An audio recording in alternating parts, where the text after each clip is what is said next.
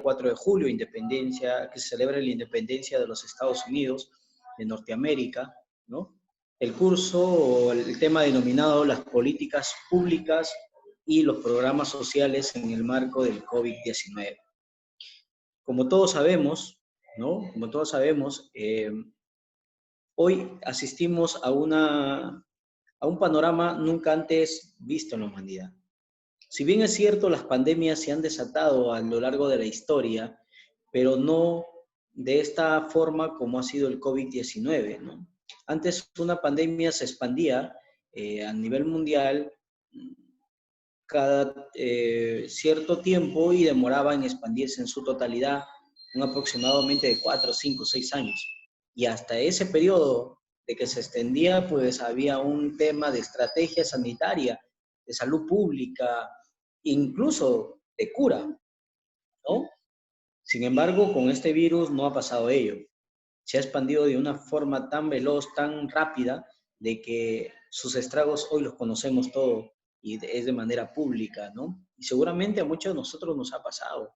Es una situación muy complicada actualmente. Sin embargo, eso no es obstáculo, eso no es óbice para que nosotros nos sentemos y nos crucemos de brazos, pues sí, digamos, esperemos que pase, ¿no? Esto no va a pasar así nomás si no es por acción humana. Entonces, y una de esas acciones humanas que nos ha dado como una herramienta para poder elaborar todo eso es a través del Estado y que justamente la gestión pública y las políticas públicas como estrategia para elaborar, ¿no? Elaborar mecanismos que ayuden, ¿no? Que a través del Estado pueda gastar, pueda gestionar y que ayuden a paliar esta situación, ¿no? Sobre todo en los sectores más vulnerables. Y de eso se trata el día de hoy, este tema, de que a través de las políticas públicas, ¿no? Activemos ciertas áreas que tiene el Estado para poder llegar a las zonas más vulnerables, a la sociedad más vulnerable y poder plantearles estrategias de solución y que el Estado tiene como su rol preponderante, ¿no? Sobre todo cuando se trata de la cuestión gubernamental. Muy bien, entonces, pasemos a la primera diapositiva, que es el tema del contenido. Por a ver si me ayuda. Ajá, muy bien, gracias. El contenido. El día de hoy vamos a ver este tema, este panorama, y no sin antes hacerles hincapié a quienes están participando vía Zoom, que cualquier inquietud, interrogante que tengan, nos puedan hacer llegar a través del coordinador, a través del WhatsApp o a través del chat que estén activados, o también a través de esta misma plataforma que tiene una mensajería, ¿no? Interna, y que podamos nosotros poder en su debido momento darle la respuesta debida, ¿no? Cualquier inquietud pueden hacerla llegar, no hay ningún problema. Muy bien, vamos el día de hoy a tocar aproximadamente 3 puntos muy importantes, ¿no? Que es el primer punto, el COVID-19 y el shock externo, ¿no? Impactos económicos y opciones de política en el Perú. El segundo punto es caracterización de los hogares peruanos y sus ingresos. Las medidas económicas del gobierno tomadas ante esta pandemia, la vulnerabilidad de los hogares, ¿no? Como la vulnerabilidad de las empresas también y, por último, las opciones en políticas públicas. ¿Ok? Entonces, esos son los puntos, los acápites que vamos a abordar el día de hoy. ¿Ok? Siguiente slide. Siguiente slide, por favor. Entonces, muy bien. Entonces, ahí estamos. Fíjense. Nosotros acabamos de decir en el preámbulo de esta introducción de lo que hoy estamos impartiendo, hablábamos de política pública, hablábamos de gestión pública. Y es que verdaderamente este es un tema que muchas veces lo hemos tratado de confundir. En el ámbito gubernamental, en el ámbito de la administración pública, el ámbito de la gestión pública, como quieran denominar. Sin embargo, estos dos términos que engloban al ámbito gubernamental, en realidad son dos cosas distintas, pero que a la vez se complementan.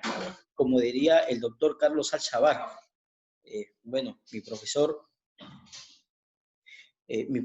que, bueno, me dictó el tema de gobernabilidad en la Pontificia, la Universidad Católica del Perú, nos decía siempre lo siguiente y se me quedó esto grabado. La política pública y la gestión pública son dos caras de una misma moneda, así de simple. ¿Eso qué significa? Que los dos son complementarios. Los dos tienen una misma, un mismo objetivo, son complementarios, van unidos siempre, pero que a la vez pues cumplen también una función a la vez distinta, pero a la vez complementaria, ¿verdad? Entonces él siempre nos decía, la política pública y la gestión pública son dos caras de una misma moneda, y es verdad.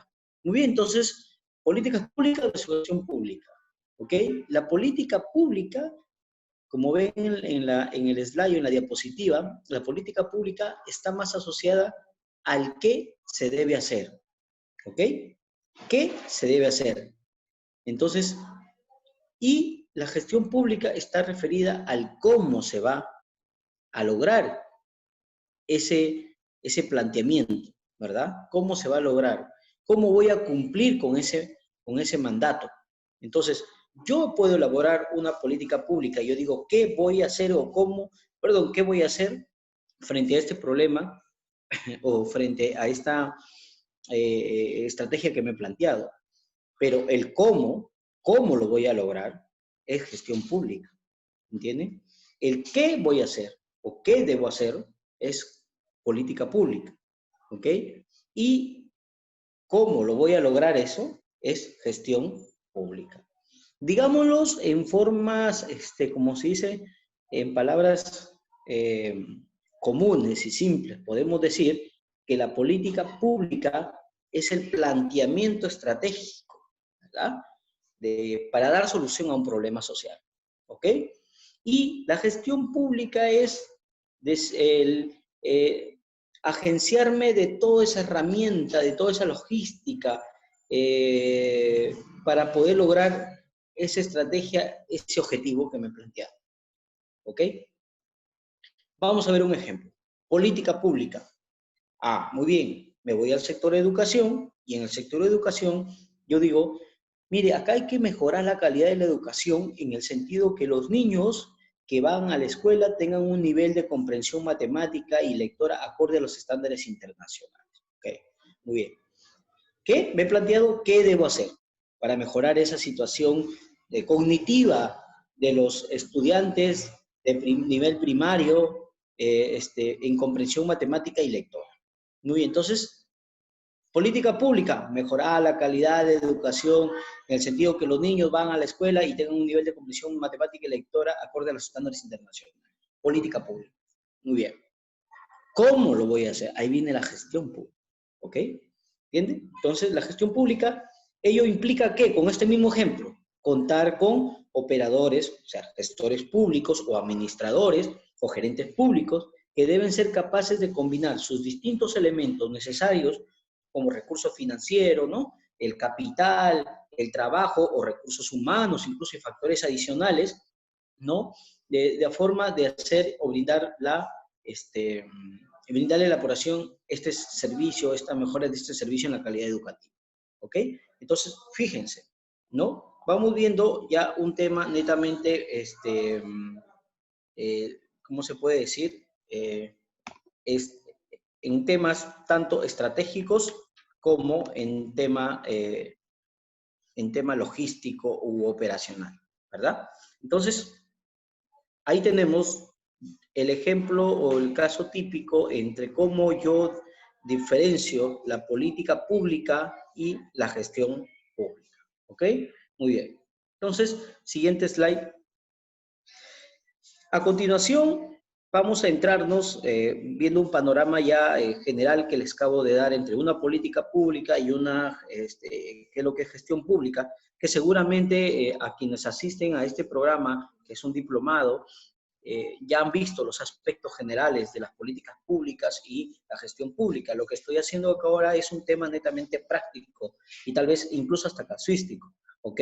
Entonces, vamos a poner en práctica seguramente muchas de las inquietudes que ustedes tienen frente al tema de una política pública que quieren implementar, no sé, tal vez en su barrio o tal vez en una entidad pública para hacerle frente al COVID-19, ¿no? Y seguramente con sus efectos tanto económicos, sociales, ¿no? Que trae como consecuencia esta paralización de muchas actividades y no solamente actividades económicas, sino sociales, recreativas, educativas, entre otras, ¿ok? Muy bien, el COVID-19 y el shock externo, impactos económicos y opciones de política en el Perú. Siguiente slide. Definitivamente, pues, cuando asistimos a esta pandemia, el COVID-19, tenemos efectos eh, desastrosos, por no decirlos, en una crisis global de este sistema. ¿Ok? Eh, Fíjense, la pandemia tiene sus fases y ya le hemos dicho en esta cuestión, seguramente en muchos noticieros, en muchos especialistas y analistas lo han dicho, ¿verdad? En la materia, quienes conocen el tema epidemiológico, sanitario y la salud pública. Esta pandemia tiene sus fases. Como ven en el recuadro, ¿no? El tiempo es una situación que aparentemente para nosotros no puede ser de repente muy importante, pero lo es para muchas de las actividades, para muchas de las situaciones que afrontamos en el día a día. La fase de la pandemia, como vemos ahí, tiene diferentes etapas. Primera fase, del 1 al 3, es el tema de la infección, el tema de la predominancia de esto, ¿no? En diferentes tipos de infecciones que puede ingresar, incluso hasta el tema de la expansión global de esta enfermedad, ¿verdad? En la fase 4 es una transmisión ya sostenida entre humano a humano, ¿no? Que es la que estamos ya seguramente asistiendo nosotros.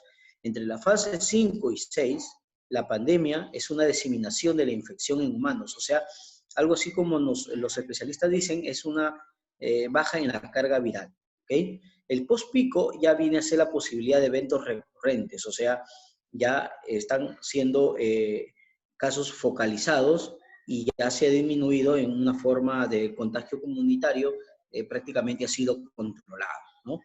Y finalmente, la posibilidad de la pospandemia en la actividad de la enfermedad a nivel estacional. Una vez que nosotros ya hemos aprendido y conocido este tema de la pandemia, ya podemos, podemos controlarlo con diferentes sectores, en diferentes actividades económicas. Eso ya se llamaría el tema de la pospandemia, donde ya prácticamente se reactiva todos y cada una de las actividades, no solamente estatales, sino también privadas, sociales y de todo tipo. Pero ya la ciudadanía, a través del conocimiento y la experiencia que ha tenido durante estas fases, ya aprende a controlarlo, ¿verdad? Entonces, son las fases que tenemos que conocer para poder definir como una cuestión que cuando planteemos una política pública sepamos también en qué fase plantearlo. No es que yo, por ejemplo, si estoy en la fase 1, en una etapa donde nosotros desconocíamos totalmente el efecto de mortalidad que tenía este virus, no podía ni siquiera plantear una política pública de las cuales a muchos al gobierno, cuando ha planteado políticas públicas, han sido prácticamente, muchos dicen, son analistas desastrosas, que no ha podido paliar esto, no ha podido solucionar ciertos sectores. Sin embargo, pues es que nosotros no, con las políticas públicas no vamos a matar el virus, es una realidad. Lo que podemos hacer a través de una política pública en cualquier fase de eso es medir. No solamente medir el gasto presupuestal, sino también medir el efecto que va a tener, ¿verdad? Que también focalizar qué es lo que va a solucionar de forma inmediata, ¿no? Y finalmente, pues el resultado se va a ver en la praxis de la ejecución, ¿ok? Entonces, por eso tenemos que saber en qué momento, como decía Sun Tzu, ¿no? En el arte de la guerra, decía, eh, si tú tienes una escopeta y vas a disparar por disparar, pues estás fracasando, ¿verdad? tienes que esperar que salte la liebre para que recién dispares. Entonces, eso es justamente lo que nosotros tenemos que medir con el factor tiempo. En el factor tiempo es muy importante y conocer las fases del virus para poder nosotros, o en este caso de la pandemia, para poder nosotros preparar una estrategia, una política pública que ayude a paliar esta situación. ¿Ok? Siguiente slide. Fíjense, hasta en este momento, hasta el 2 de, o por llamemos aquí, al 2 de julio del 2020, ¿no? Al 2 de julio del 2020, tenemos un incremento de muertos de 185, imagínense, ¿no? Y el incremento es un porcentaje aproximadamente del 3.527, ¿no? De los que cuáles son confirmados, 292.004 muertos actualmente confirmados hasta el 2 de julio del 2020. Bueno, entonces se supone de que terminada la cuarentena, esto se tenía que definitivamente quedar, porque el contagio es ya de forma comunitaria. Estamos en la fase de mitigación, pero por eso es el crecimiento. Ahora, si también es cierto que ha disminuido la tasa de mortalidad, pero la tasa de infectados y contagiados es abrumadora, ¿no? Existen también pues ya paliativos médicos que ayudan a recuperarnos pronto de quienes se contagian y se infectan con este virus. ¿Okay? Siguiente slide. Datos de la mortalidad. ¿Ya? Siguiente slide. Miren, de mayo, entre el 6 y 13 de mayo, hasta más o menos 22 de junio, ¿no? Hasta este mes entrando en julio, hemos tenido prácticamente ya un crecimiento de la mortalidad, ¿no? Empieza a bajar la valla o mantenerse, ¿no? A mantenerse la valla de la mortalidad.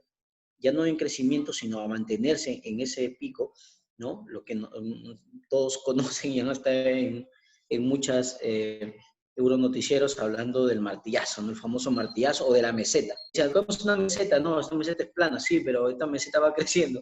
El tema de la meseta es un tema de que se va a mantener en el pico más alto, ¿verdad? Se va a mantener en el pico más alto y ya no va a haber crecimiento, sino una cuestión de línea permanente para esto. Y sí, se está viendo eso. Sin embargo, como le vuelvo a repetir, eso es en el tema de la mortalidad, pero en el tema de, de los contagios va a continuar seguramente el crecimiento, ¿no? En una cuestión porque ya las actividades y la sociedad están ya totalmente en contacto, ¿ya? Siguiente slide. ¿Cómo se encontraba el desempleo en Latinoamérica al inicio de la cuarentena? Fíjense, América Latina y el Caribe, aproximadamente 18 países en esta barra que estoy mostrando en el PPT, tenemos una tasa de desocupación nacionales entre el 2018 y 2019 en un porcentaje de crecimiento. Miren. Guatemala, un 2.6 de desempleo en Latinoamérica. Bueno, su población también es mínima, ¿no? Pero fíjense a Perú. Perú se ubica entre la escala 3.9, ¿no? En el 2018. Y en el 2019 casi no ha subido mucho el tema de desempleo, ¿no? Eso fue al inicio de la cuarentena. Datos exactos del Ministerio de Trabajo actualmente no lo han reportado cuál es la cifra de desempleo, pero por cuestiones periodísticas y de noticias recientes se sabe que el desempleo ya llega a un aproximadamente entre 3 o 4 millones de desempleados en el Perú, reales, ¿no? Que no sabemos lo demás reportado, pero reales entre 4 y 5 millones de peruanos desempleados actualmente producto de la pandemia. ¿Ok? Entonces, fíjense que Perú hasta el 2018-2019, antes de la cuarentena, se mantenía en una cuestión laboralmente promedio, ¿no? ¿Ya? Sin embargo, fíjense en otros sectores, en otros países, como por ejemplo Uruguay, como por ejemplo el mismo Brasil, ¿no? Entre otros países de la región que han elevado una cuota de desempleo totalmente abismal, ¿no? Entonces, podríamos decir que éramos un país aparentemente privilegiado, ¿no? Después de esta cuarentena, después de esta pandemia, los índices económicos son desastrosos, ¿no? Y también producto, pues, de la crisis global, ¿no? Porque esta no es una crisis nacional ni local, ¿no? Es una crisis totalmente global. Muy bien, siguiente diapositiva, slide, siguiente slide, muy bien. Entonces, el escenario post-pandemia,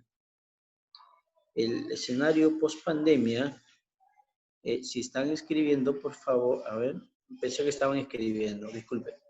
¿No? Si acaso me escriben algún tipo de pregunta o inquietud que quieran ustedes, pónganselo llegar. Bien, el escenario post-pandemia es de la mayor crisis económica del siglo XXI.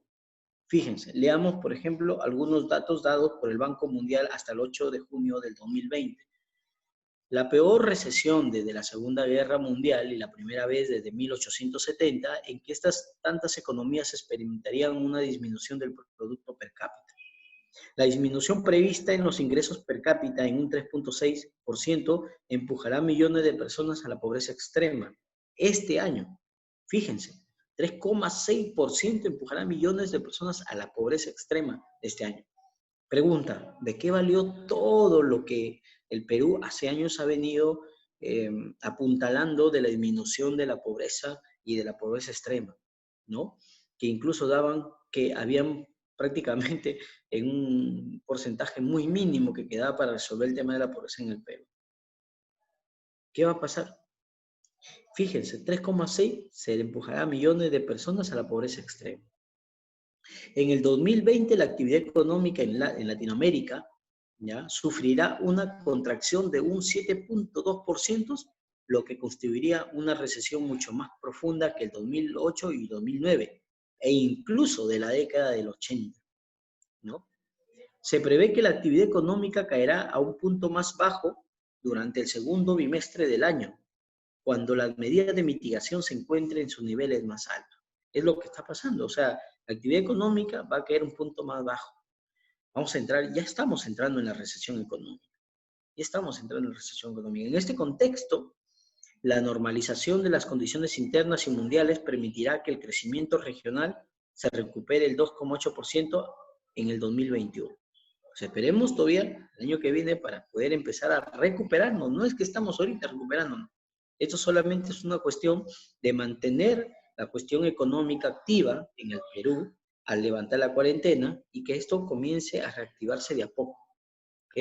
Así que mucho cuidado con esta situación y para quienes manejan índices económicos, ¿no? Y quieran hacer una cuestión de una política para paliar el tema económico, tienen que, sobre todo, estudiar no la situación interna del país, sino incluso la cuestión económica mundial, ¿no? Y global de cómo se está prácticamente llevando a cabo la recuperación económica, porque va a depender mucho de las exportaciones, las importaciones, de lo que haga también nuestro país.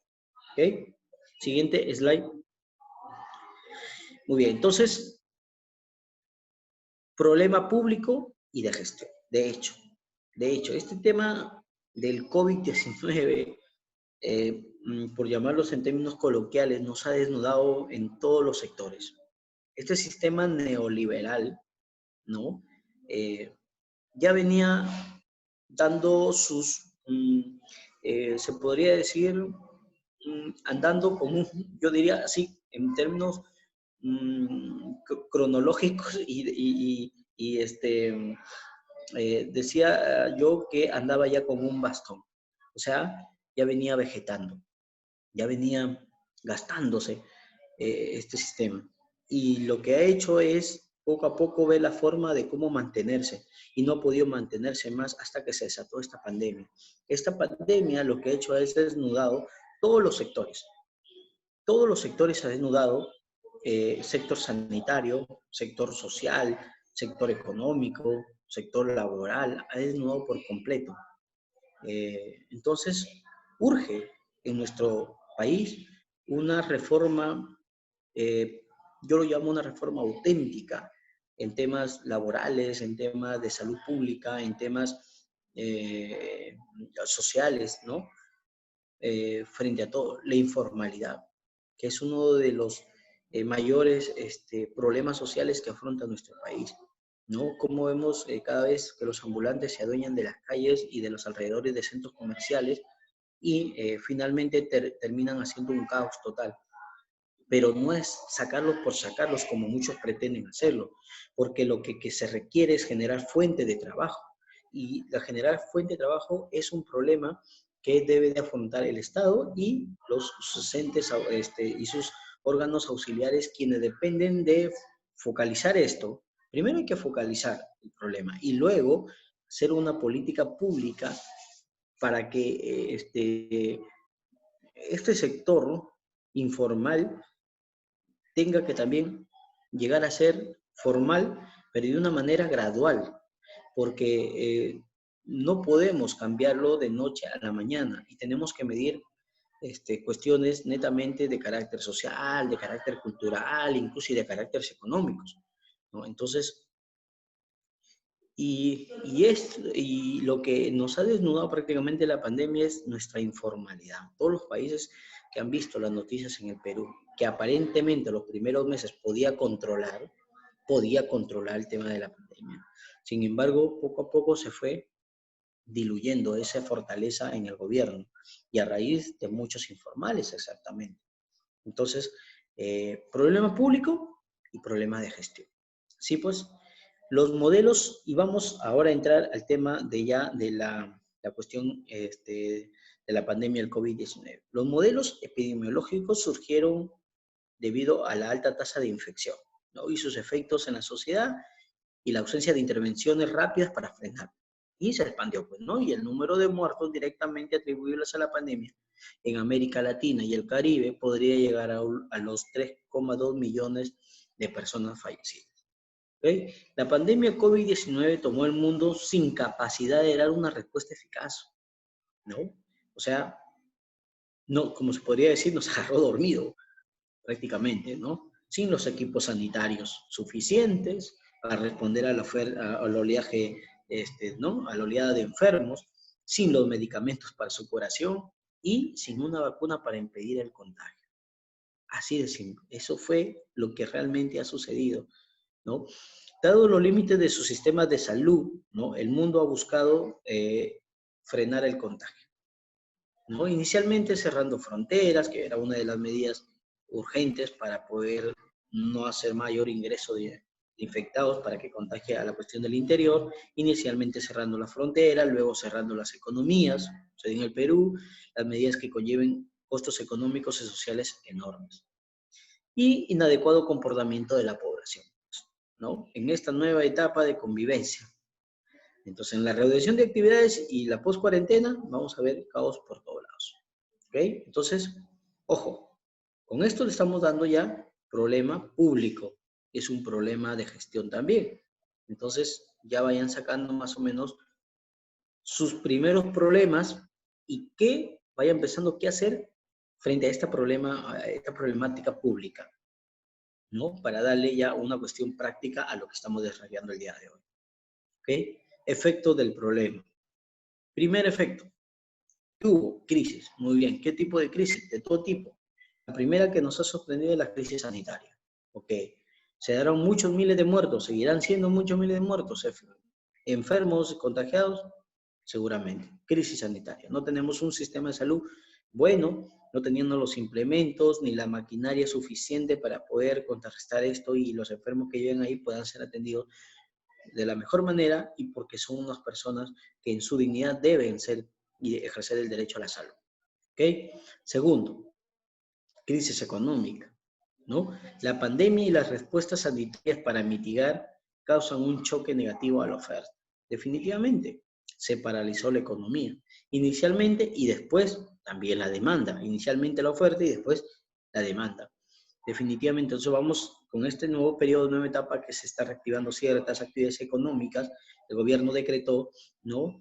La reactivación de actividades económicas por fases, ¿no? Y con el cumplimiento de los protocolos sanitarios, ¿no? Que eso implica un gasto para el sector empresarial, para el microempresario, por supuesto, implica un gasto. Pero esa implementación también, pues, por el otro lado, vamos a ver el Estado cómo ha mitigado eso, ¿no? ¿Qué es lo que realmente, qué medidas ha tomado para que se vuelva a reactivar la economía? Es uno de los puntos que vamos a tocar más adelante. Muy bien. Y tercero, pues la posible crisis social. Efectivamente, tenemos una crisis sanitaria, tenemos una crisis económica y se va a desatar una crisis social, definitivamente.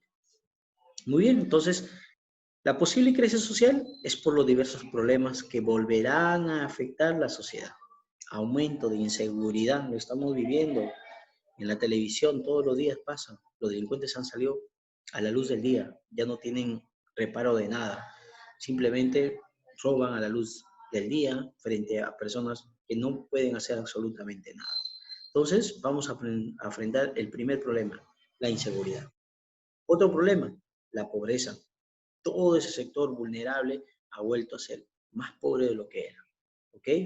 La vulnerabilidad social, los conflictos sociales, los conflictos familiares internos producto de la cuarentena, incluso el tema de salud en la persona, con el estrés, en fin, son muchos e innumerables. Pero resumamos estos efectos del problema de la pandemia en tres grandes rubros. La primera, que es una crisis sanitaria que tenemos que afrontarlo, y cómo a quienes trabajan en el sector público y sobre todo en el sector salud vayan pensando más o menos qué política pública pueden implementar ustedes en su sector.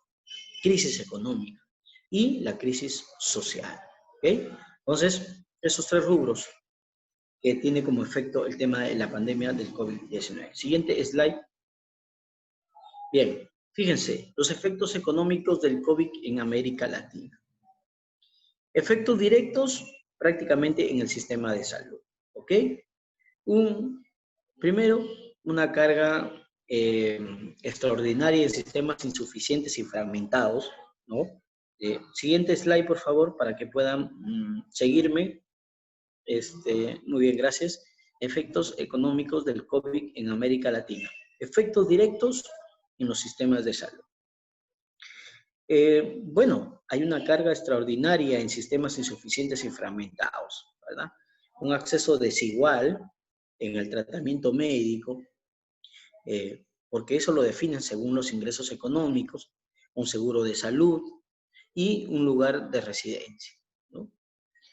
Hemos visto en nuestro país dos sectores fragmentados, ¿no? El sector salud público y el sector salud privado. El sector salud privado, hemos visto que ya todos conocemos el problema de las clínicas privadas. Pero por el otro lado, en el sector salud de carácter público, tenemos una insuficiencia, un mal manejo, una mala gestión de todo el sistema de salud. Y sobre todo, cuando en nuestro país hay un tratamiento diferenciado para un solo derecho que les corresponde a todos. Por ahí se debe empezar. Es un derecho universal. Y no solamente es un derecho acá, sino es un derecho en la China y en la Conchinchina y en todos los países. Es un derecho, ¿no? Algunos analistas proponen pues, el cambio de la constitución política, porque es en la década del 90, con la constitución del 93, es que se le da un sentido distinto al tema de la salud.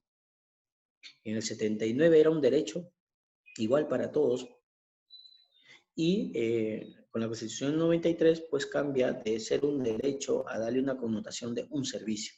Y al ser un servicio, entra entre la oferta y la demanda, y es por ello que hoy tenemos todo el problema público. Pero saliéndonos del aspecto legal, que es muy difícil si mañana pasado los legisladores se ponen de acuerdo y cambian la Constitución o cambian ese artículo, lo derogan, lo modifican, ¿no? Que para mí es muy difícil. Tenemos ahí aferrándose mucho a la Constitución del 93, ya hace de la década del 90, que urge cambios, urge modificaciones. No puede mantenerse más esa Constitución. Es mi apreciación personal, discutible seguramente, crítica también, pero apartándonos de esa cuestión debatible, yo creo que una política pública urgente en el sector salud debe ser ya planteada por el gobierno, ¿no? Yo creo que, si bien es cierto, están muy ocupados en el tema de la pandemia, pero es muy importante ya ponerse,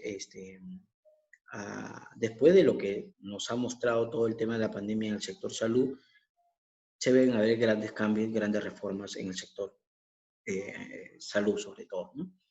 Muy bien.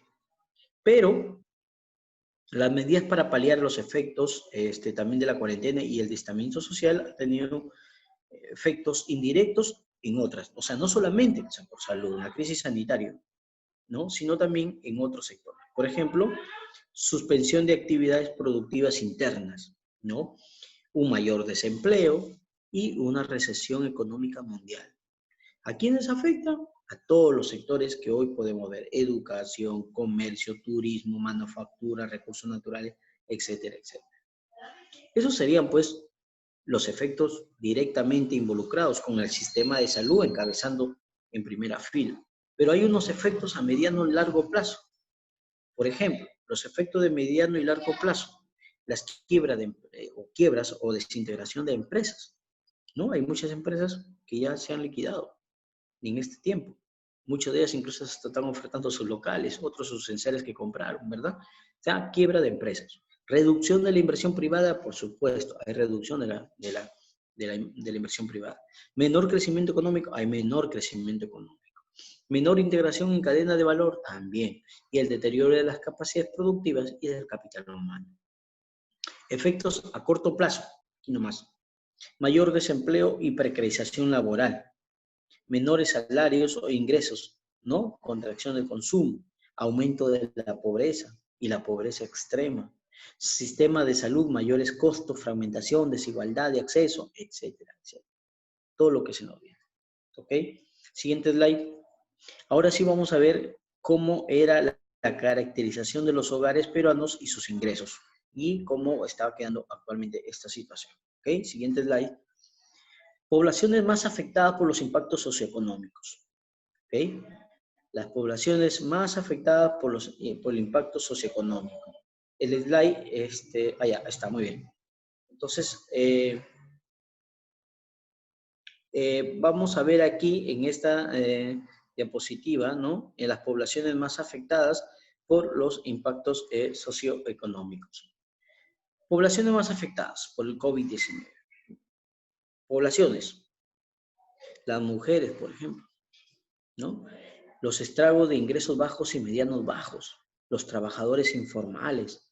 Los trabajadores domésticas remuneradas. Niños, niñas, adolescentes, jóvenes, personas mayores, población rural, pueblos indígenas, afroascendientes, personas con discapacidad, migrantes, ya vemos ahí todo el tema de los migrantes, las personas en situación de calle, ¿verdad?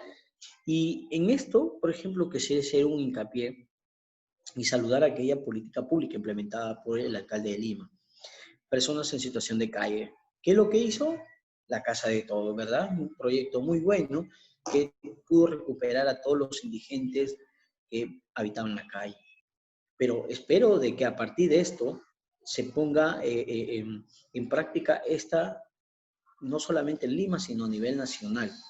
Es una buena política pública, buena estrategia, y gracias a la pandemia se ha podido realizar y ejecutar esto. Después, post pandemia, no sé qué suceda con ese tipo, porque también necesita un tema presupuestal, ¿no? Y quiera que no, pues el lugar donde están también es un lugar donde creo que se tiene que adecuar uno de mayor capacidad, a no ser que lo puedan ceder eso. Pero es muy importante lo que ha desarrollado el alcalde de Lima a través con los indigentes, ¿ok? Ámbitos que se inicie, antes que se inicie la pandemia, por ejemplo, el tema de salud física y mental, la nutrición, la educación, los ingresos laborales, ¿cómo estaban? Los ingresos eran de una forma permanente y económicamente el Perú se mantenía en una estabilidad, ¿no? Después de esto, sencillamente, eso ya no existe. Existe definitivamente ya un tema de recesión de economía mundial, pero a la vez internamente el Perú también va a sufrir esos estragos económicos y va a chocar con los bolsillos y los ingresos de cada uno. Seguramente ya a muchos les han hecho la suspensión perfecta laboral, ¿no? Otros los habrán despedido, otros les habrán liquidado, y lo único que se queda es reinventarse en este nuevo panorama post-pandemia. Sin embargo, eso no mitiga que el Estado deje de reactivar ciertas actividades económicas y que deje de invertir e inyectar economía a ciertos sectores para que vuelva a retomar los contratos laborales, retornar a la actividad económica, etcétera, etcétera. ¿Ok? Muy bien, siguiente diapositiva. Las medidas económicas del gobierno. Vamos a ver qué ha hecho el gobierno sobre eso, ¿no? Siguiente slide. Muy bien. Entonces, las medidas económicas del gobierno, el Estado y la gestión pública. Definitivamente, cuando hablemos de gestión pública, hablemos de gestión, gobernabilidad, gobierno, política pública, estamos hablando directamente de algo que está ligado al Estado, a la cuestión gubernamental, definitivamente. ¿Qué es el Estado? Ya todos por teoría política hemos estudiado al Estado. El Estado es una unidad, ¿verdad? Esta es una unidad tanto administrativa como política. Política, porque la política es el proceso y la actividad orientada ideológicamente a la toma de decisiones de un grupo para la consecución de unos objetivos. Y es una unidad administrativa, porque el Estado es una unidad administrativa porque la administración se orienta a la gestión de los recursos. O sea, a mí me dan, usted es el funcionario público, usted va a administrar los recursos, va a saber en qué se gasta, planifique su presupuesto, en qué se va a gastar, cómo se va a gastar y usted después rinda cuentas. Eso es el Estado. Entonces, la administración se orienta a la gestión de recursos, bienes y servicios de una comunidad, sea pública o sea privada. ¿Ok? Muy bien, entonces, es el Estado, también tiene su territorio y lo ejerce bajo su poder. Y se somete a los habitantes de su autoridad y localidad. Los países de la región han implementado medidas inmediatas para contener el virus y proteger la fuerza laboral y los ingresos del hogar. Sí. Pongamos, medidas de restricción y monitoreo de viajeros en zonas afectadas por el COVID-19. Prohibiciones de vuelos, ¿no? Se cerraron los aeropuertos, cerraron las fronteras. Aprendizaje a distancia y educación en el hogar, lo que estamos haciendo ahorita. O sea, se ha tenido que agenciar, ¿no? Bueno, en el sector, digamos, privado, pero en el sector público, el Minedu ha implementado su sistema de plataforma de aprendizaje, Aprendo en Casa y entre otras, ¿no? Para poder impartir a distancia la educación, el servicio de educación. El distanciamiento social, otra medida, ¿no? Donde no hay concurrencia y aglomeración de personas en ciertas zonas como restaurantes, bares, cines, promociones de teletrabajo, etcétera, etcétera. La infraestructura de la salud, ¿no? Por ejemplo, en la región se ha visto fragmentada, muy poco, o sea, no alcanza para todos. Fortalecimiento de la capacidad en el sector de salud, también la cuarentena total con acuerdos laborales, medidas legales para el teletrabajo, por ejemplo, ¿no? Para darle vacaciones adelantadas o proteger a los trabajadores de los depósitos.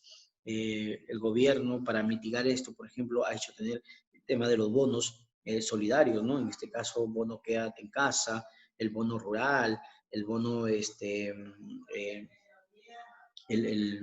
bono de, creo que quédate en casa, aparte de las zonas más vulnerables también, ¿no? A los pueblos indígenas, entre otras medidas para mitigar, ¿no? Los efectos, digamos, definitivamente los efectos tanto económicos como propios de gestión de los hogares y su economía, ¿no? La protección a la fuerza de trabajo y sus ingresos. Bueno, en algunos sectores, no en todos. Hay algunos que están totalmente despedidos. Entonces, protección social para reducir el impacto de los más pobres a través de subsidios, es lo que le hablaba, los bonos, ¿no? A través de subsidios, transferencias de efectivo a pagos adelantados, devolución de, por ejemplo, el tema de la AFP que se aprobó a través del Congreso, y entre otras. ¿Ok? Siguiente slide. Bien, entonces, siguiente slide. Ya habíamos pasado esa diapositiva. Muy bien. Los países de la región han implementado medidas inmediatas para contener el virus. Por supuesto, de forma inmediata hubo respuesta. La medida de restricción, por ejemplo, en el tema de monitoreos de viajeros desde áreas con brotes, ¿no? Prohibiciones de vuelos, por ejemplo, desde Asia a países pacíficos y cierre de algunas fronteras, por no decirlo casi en la totalidad de fronteras.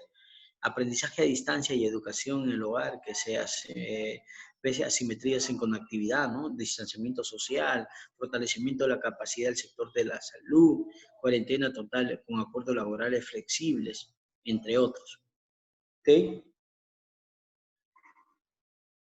Muy bien, las políticas de subsidio frente a la pandemia. Fíjense, las políticas de subsidio que ha dado el gobierno son en diferentes, llamemos así, diferentes etapas y diferente tiempo, ¿no? Pero finalmente ha cumplido.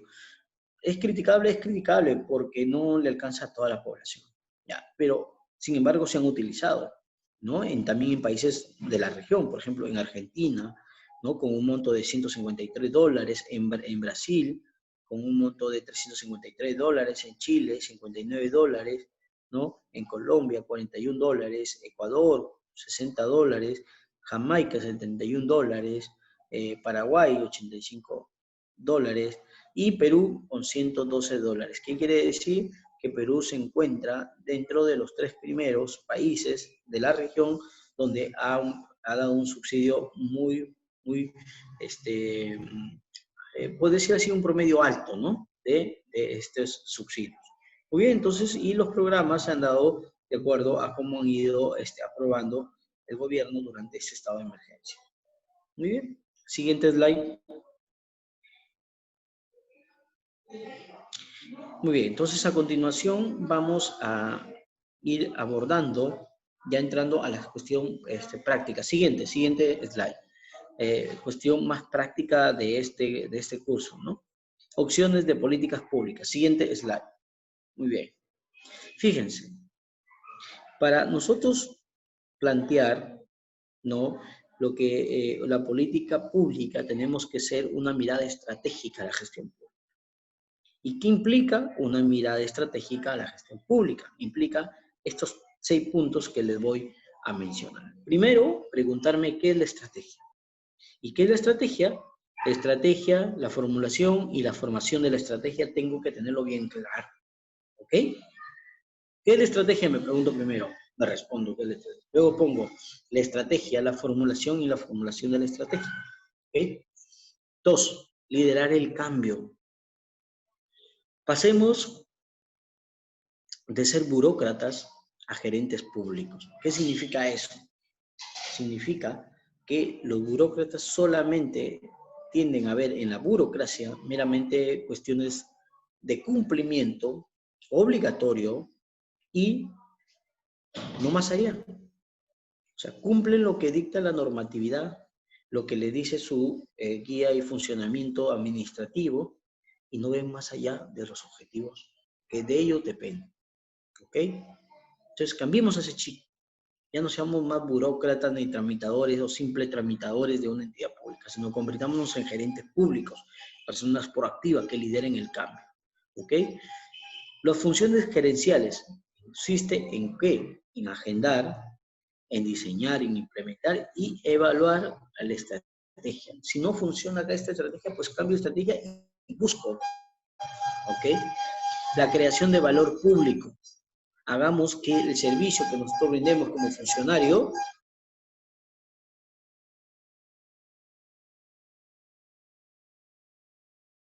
¿ok?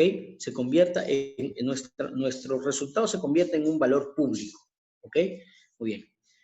Hay escuelas de gestión estratégica. Ustedes pueden optar por el modelo, ustedes crean conveniente, ¿ok?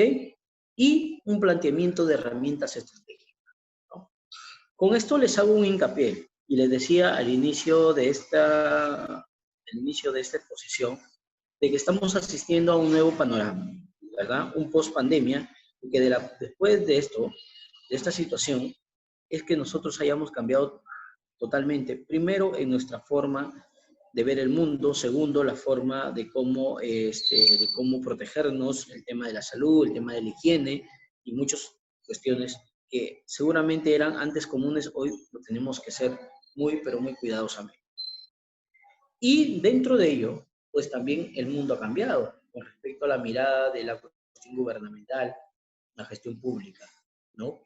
Es que hoy ya va a existir todo el tramo de la digitalización, del sistema digital PDF y en diferentes aplicativos que ustedes pueden ver o puedan saber y conocer, ¿no? Por ejemplo, no sé si alguien ya ha asistido a cursos de trámite documentario y digitalización de documentos. Hoy la mayoría seguramente está en el trabajo remoto, ¿verdad? Está en el trabajo remoto. Como yo también lo estoy en el trabajo remoto. Y para muchos esto suena un poco cambiante, estresante y no muchos se adecuan.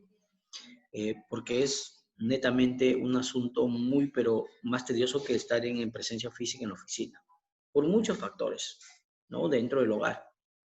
Pero definitivamente lo que viene para adelante después de la pandemia es que los sistemas de gobiernos ya se vuelvan digitalmente, tengan la línea digital. Entonces, para ello estamos asistiendo a lo que se denomina hoy en día el gobierno digital, ¿verdad? Todo es el gobierno digital. Entonces, ojalá si quienes están asistiendo a un curso de esto de gobierno digital y para la gestión pública, en buena hora, aprovecha. Y si no, pues le invitamos desde acá a los coordinadores que puedan proponer pues un curso de esa naturaleza, toda la normatividad, los aplicativos, los mecanismos que van a utilizar ahora en adelante ya todo un gobierno digital. ¿Ok?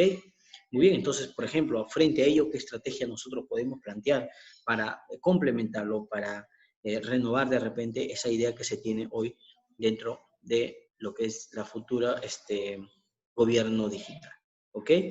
Muy bien, no saliéndome del tema, y es así un paréntesis para poderles hacer hincapié y vayan ustedes formando. Siguiente diapositiva. ¿Ya? Siguiente diapositiva. Todos los gobiernos del mundo, incluidos los de nuestra región, buscan conciliar varios objetivos, ¿verdad? Definitivamente. Hoy se olvidaron seguramente de sus diferencias entre gobiernos regionales y locales y transnacionales, y todos apuntan a un objetivo. Algo sí que la pandemia ha hecho, es reconciliarlo definitivamente. Entonces, mirar en un solo objetivo. ¿Cuál es esa? Primero, salvar vidas, ¿verdad? Salvar vidas. Segundo, proteger a las personas que tienen la menor capacidad de sobrellevar una caída de ingresos. Lo otro es compensar a los trabajadores, a las empresas que han sido más afectadas por la contracción económica. Reducir los riesgos económicos sistemáticos y de posibles efectos económicos a largo plazo de la pandemia. Siguiente diapositiva. ¿Cuáles son esos retos que tenemos ahora? ¿Qué retos debemos afrontarnos? ¿Cuáles son esas nuevas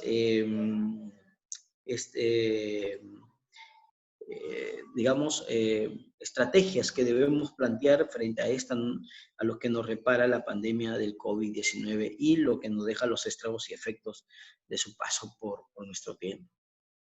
Los retos estratégicos, primero, es que en algunos casos los objetivos puedan estar enfrentados entre sí.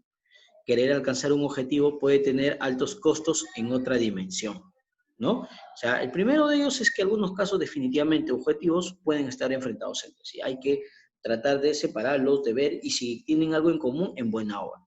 El segundo reto es que para todos los países de la región y particularmente para algunos,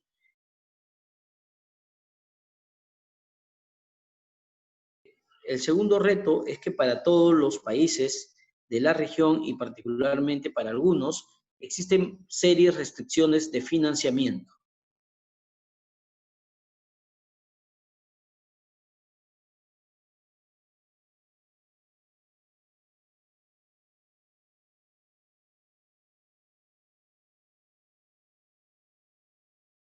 Ya, disculpen, había un poco, se había interferido el audio.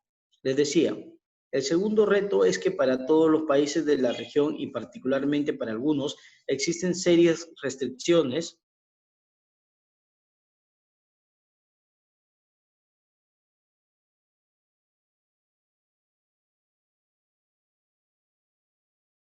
¿ya? Bueno, parece que está ahí un poco problemas con el audio.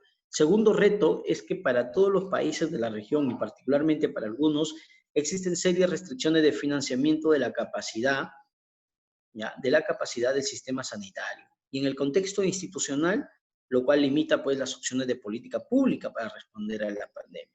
Entonces, ahí hay otro reto que nosotros tenemos, ¿no? El primero ya sabemos, los objetivos pueden enfrentarse entre sí y no podemos llegar a una conciliación para plantear una política pública de un objetivo común. El segundo reto es que todos los países de la región, y particularmente para algunos, existen serias restricciones de financiamiento, ¿no? Y la capacidad del sistema sanitario en el contexto institucional. Eso es otra limitación que podemos tener para plantear una política pública, ¿no? Y responder a la pandemia. El tercer reto es de secuenciamiento, ¿no? Una cuestión secuencial. ¿Cuál es el orden en el que deben de ejecutarse las diferentes acciones? ¿Y cuándo se transita de una fase a la otra? Lo que yo les decía, si nosotros llevamos una secuencia, si nosotros llevamos apegado así a la cuestión de temporalidad, es que nosotros al final de cuentas vamos a decir, aquí empleo esta política pública y no la empleo en otra etapa, ¿verdad? Les decía al inicio de que una línea de tiempo siempre es bueno para poder nosotros ver en qué momento podemos soltar la estrategia y cuándo no, ¿no? Porque puede surtir efectos como no puede surtir efectos. Entonces hay que medir esa cuestión, ¿ok? El contexto institucional. Siguiente diapositiva, el contexto institucional. Primero, tenemos que ver que algunos países tienen mayor capacidad administrativa, ¿verdad? Y una más amplia red de protección social para la población vulnerable. Afectan tanto la capacidad de escalar adquisición de equipos médicos como de focalizar transferencias con importantes implicaciones para la viabilidad.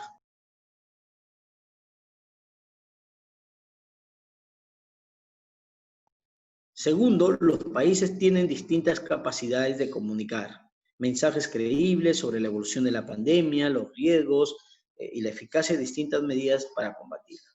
Mientras más creíbles sean las campañas de comunicación, más rápida será la recuperación económica.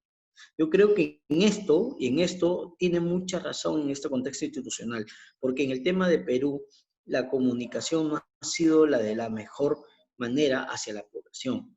Se han hecho cuestiones, se han desdicho incluso entre ministros, y lo otro es que se ha tenido que cambiar ciertas cosas que definitivamente al inicio parecía que era la mejor. Una de ellas, por ejemplo, en temas del aislamiento social y que la restricción de las personas que salgan por horas a las calles entre hombres y mujeres, hacer una diferenciación. Fue un caos y finalmente tuvieron que anular dicha. Bien, finalmente, yo quiero terminar esta exposición, ¿no? Indicando de que, por ejemplo, en temas de atención sanitaria, ¿no? Tenemos que controlar, por ejemplo, las tasas de infección aplicando un confinamiento estricto que se hizo, ¿no? Al inicio, pero luego se fue poco a poco esto, amenguando esta medida. La transición al libre movimiento, aumentar la capacidad de respuesta al sistema sanitario, ¿no? Para pasar al confinamiento estrictamente o sea, yo creo que para cuando el gobierno tomado una medida de confinamiento estricto, debió primero tomarse un confinamiento focalizado. Y luego, no, creo que han iniciado al contrario. Esa es mi posición. O sea, primero un confinamiento estricto, que lo mató prácticamente a todos, ¿no? Y me parece que lo primero que debieron hacer fue un confinamiento focalizado. Es decir, ¿dónde hubo más contagio? Ahí, con confinamiento estricto. Y dejar que las actividades fluyan, económicas, ¿no? En otro sector. Y poder abastecer al mercado nacional. Bueno, pero en este caso se comenzó con el confinamiento estricto y se ha terminado con un confinamiento focalizado. Bueno, es crítico, pero es una cuestión de mejorar en el testeo, en el rastreo de contactos y capacidad de respuesta a este sistema sanitario. ¿Ok? Entonces, uno de los retos que tenemos ahora. En cuanto a la cuestión, a la crisis económica, definitivamente hay que proteger a los hogares más afectados por la crisis, ¿no? A los sectores donde están más vulnerables, donde no llegan los alimentos, donde no tienen ni siquiera una fuente de trabajo. Proteger a los trabajadores y empresas y minimizar los efectos sistémicos de la economía. Frente a esta situación, las medidas fiscales y monetarias tienen 4 metas. Primero, impedir que la crisis lleve al colapso del sistema financiero y de pagos. Proteger el empleo e impedir un crecimiento en la informalidad, lo que nosotros hablábamos hace poco, el tema de la informalidad. Evitar el quiebre de las empresas.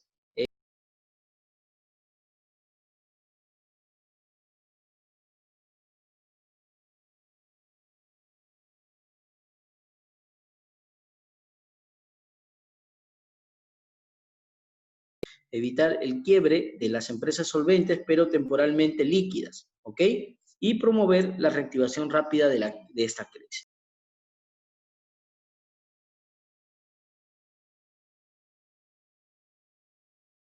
Finalmente, lo que quiero yo terminar ya con esta parte de la exposición es que definitivamente vamos a tener las 3 tipos de crisis: la crisis sanitaria, la crisis social y la crisis económica, ¿no? Hay un desafío, por supuesto que hay un desafío.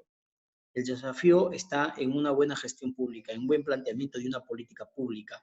Y para ello nosotros tenemos que primero hacer un diagnóstico de nuestra realidad, saber cuál es la realidad en que se encuentra actualmente ya la crisis sanitaria, el sistema de salud de Perú y la cuestión del desempleo en el Perú, las cuestiones de los ingresos a los económicos a los hogares del Perú, los problemas sociales que se van a desatar y entre otros problemas, primero focalizarlos, ¿ok? Focalizarlos y luego de eso. Me gustaría también que pudieran participar. Yo participé, y con esto termino, y le comento.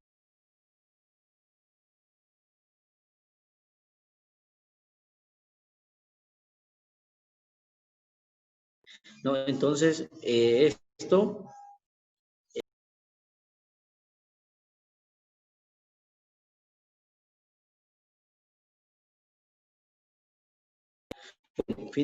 quiero con esto terminar frente a esta situación, es que se tiene que afrontar con una cuestión estratégica en común.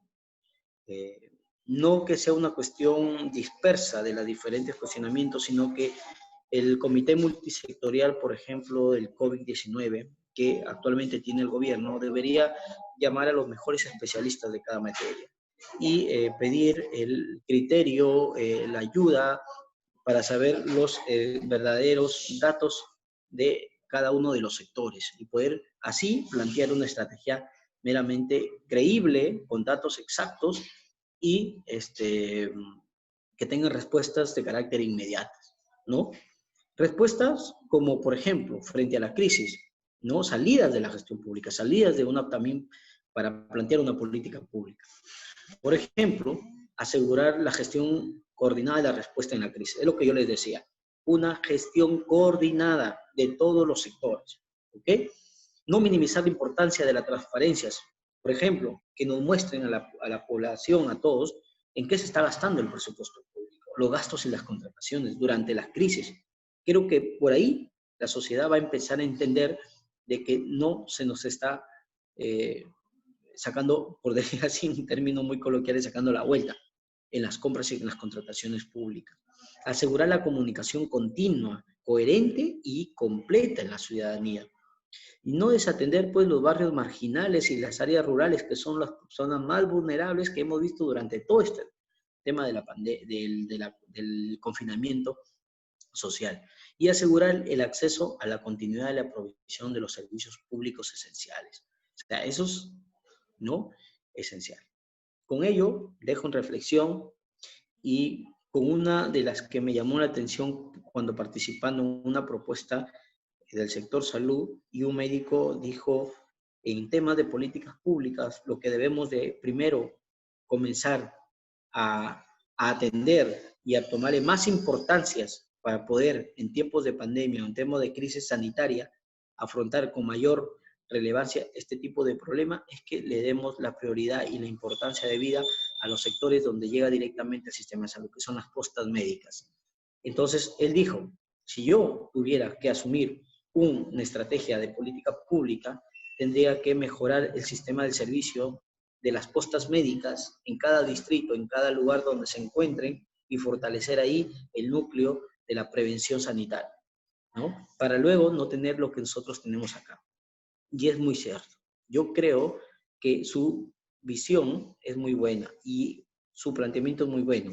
Su política pública sería pues la mejora en el fortalecimiento de las postas médicas, ¿no? De cada distrito, de cada lugar donde se encuentra esto para poder afrontar la difícil situación de la crisis sanitaria, el fortalecimiento de las postas médicas. Fíjense, una posta médica puede recurrir hasta el más vulnerable, hasta el más, digamos, de recursos económicos y llegar ahí. Y muchos de ellos, personas se conocen de forma inmediata, ¿verdad? Pero sobre todo que el diagnóstico está a la mano y saben y se conocen cuál es su grado de vulnerabilidad en su salud, saben incluso su historia clínica, todo ello. Entonces, las postas médicas deben fortalecerse. ¿Ok? Entonces, ya lo otro que llega a una cuestión ya más, digamos, cuestión de mayor especialidad en el tema de salud, eh, podía agenciarse ya, pero por un tema netamente complicado y de mucha mayor complejidad, donde se requiere un especialista, ¿no? Entonces, con esto yo creo que es muy importante de que nosotros elaboremos una estrategia en política pública y también en temas de el diagnóstico para ser más precisos con esta situación. Espero haberlos tratado de repente de solucionar algunas dudas y las que queden en el aire me las pueden hacer llegar. El siguiente slide, disculpa, para poder agradecer. En el siguiente slide está. Muchas gracias por haberme escuchado y seguramente me gustaría compartir mucha más información con cada uno de ustedes en cómo implementar una política pública. Les alcanzaré algunas PDFs donde hay estrategias y modelos en cómo emplear, cómo poner en práctica una política pública, ¿no? Gracias por haberme escuchado y será una próxima oportunidad de estar en esta misma red, en esta misma plataforma con ustedes. Muchas gracias.